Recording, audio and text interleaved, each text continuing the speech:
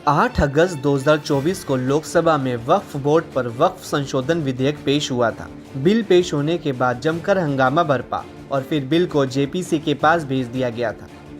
इस बिल से मुस्लिम संगठनों से लेकर विपक्षी दल नाराज हैं और उनका आरोप है कि सरकार बिल के जरिए वक्फ की संपत्तियों पर कब्जा करना चाहती है। तमाम मुस्लिम संगठनों ने जंतर मंतर पर संशोधन बिल के खिलाफ विरोध प्रदर्शन किया, जबकि मोदी सरकार का दावा है कि ये विधेयक मुस्लिम समाज, खासकर गरीब और वंचित वर्ग के लिए फायदेमंद होगा।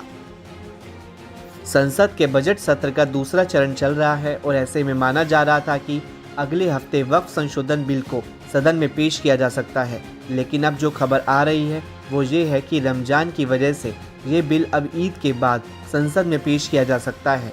खबरों के मुताबिक अगस्त में बिल पेश किया जा सकता है।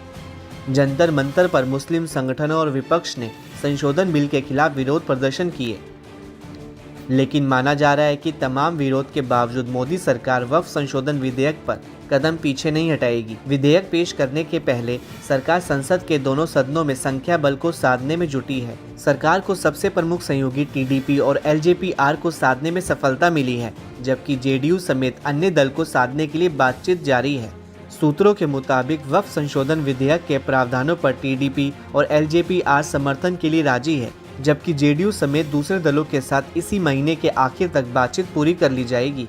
गौरतलब है कि बिल पर संख्या बल साधने की कोशिश में जुटी सरकार बिल पेश करने की हड़बड़ी में नहीं है। सरकार चाहती है कि इसी सत्र में विधेयक को कम से कम लोकसभा में पेश कर चर्चा कर ली जाए और यदि संभव हुआ तो विधेयक को इसी सत्र में लोकसभा में पारित भी करा लिया जाए।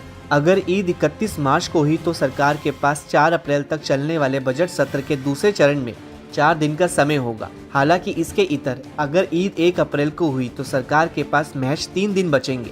सरकार चाहती है कि विधेयक पर विस्तृत चर्चा हो ताकि उसे लाने के संबंध में सरकार के उद्देश्य का व्यापक प्रचार प्रसार हो। ऐसे में संभव है कि विधेयक को कानूनी जामा पहनने के लिए मानसून सत्र का इंतजार करना पड़ सकता है। सरकार का बड़ा दावा ये है कि वक्फ बोर्ड भारत में सबसे बड़े भूस्वामियों में से एक है। इस बोर्ड के पास देश भर में कम से कम 8,72,351 वक्फ संपत्तियां हैं, जो कि 9 लाख एकड़ से ज़्यादा इलाके में फैली हुई हैं, जिसकी अनुमानित कीमत 1 लाख करोड़ रुपए से ज़्यादा है। दावा किया जाता है कि वक्फ बोर्ड के पास भारत में सेना और भारतीय रेलवे के बाद सबसे ज़्यादा जमीन और संपत्ति है।